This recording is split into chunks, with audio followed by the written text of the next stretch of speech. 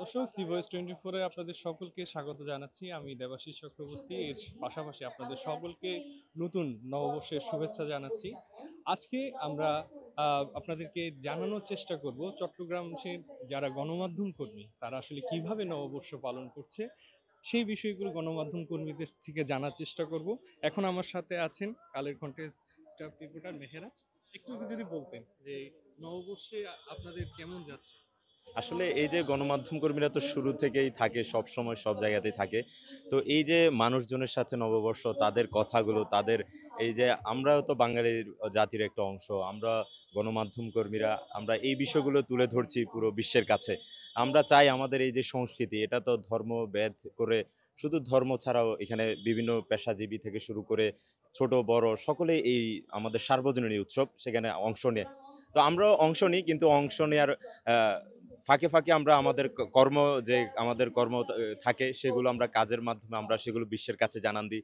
আমাদের এই জাতির যে উৎসব সেটি আমরা বিশ্বের কাছে তুলে ধরি। এভাবেই আসলে আমাদের গণমাধ্যম কর্মীদের সময় কাটে, দিন কাটে। এইসব উৎসবেও আমরা কাজের মধ্যেই থাকি। কাজের মধ্যে থেকেই আমাদের আসলে উৎসব। আমরা এটাতেই মজা পাই। আমরা এটাতেই আমাদের উৎসব। ধন্যবাদ আপনাকে।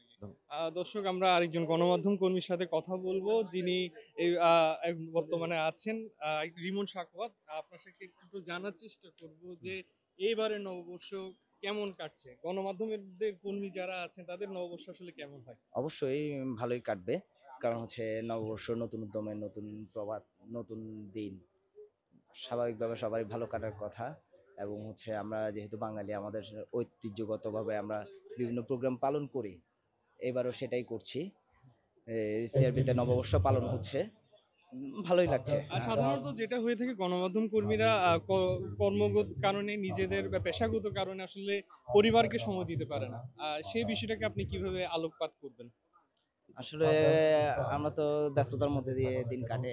মূলত হচ্ছে আপনার এই প্রোগ্রামগুলো হচ্ছে আমাদের কাভারেজের জন্য থাকতে হয়। এর পাশাপাশি হচ্ছে যতটুকু সম্ভব পরিবারকে সময় দিয়ে বা বন্ধু সার্কেলদেরকে সময় দিয়ে যেটুকু কাটানো যায় আনন্দের সাথে এইটুকু করছি আরকি। ধন্যবাদ আপনাকে। দর্শক, আমরা আরেকজন গণমাধ্যম কর্মীর সাথে কথা বলবো। একটু যদি বলতেন যে এবারে নববর্ষে পান্তা ইলিশ খাওয়া হয়েছে কিনা? হ্যাঁ, পান্তা ইলিশ খাওয়া হয়েছে। সকালে পান্তা ইলিশ এবং আলু ভর্তা দিয়ে শুরু করলাম। তো শুরু করার পর এখানে আসলাম অনুষ্ঠান দেখার জন্য, নিউজ কভার করার জন্য।